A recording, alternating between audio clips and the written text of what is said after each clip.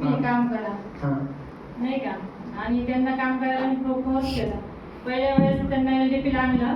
8 दिवस त्यांचे मिस्टरने त्यांच्याबरोबर बोलले नाही, कारण की गल्लीतल्या लोकांनी स्टेटस पाहिले, बघा बघा तुमची सून कशी कपडे घालून असते. म्हणजे आपलं स्टेटस तिथं दाखवले गल्लीतल्यांनी घरातनं जाऊन. तर सासूला वाटत होतं की माझी सून चांगलं काम करते, थोडी काय तिथं करावी, एवढे लोक जात आहे. मी जेव्हा घरात निघत होती कोट घालून, तेव्हा लोक बघायचे अशीच आहे जाता कुठे करते.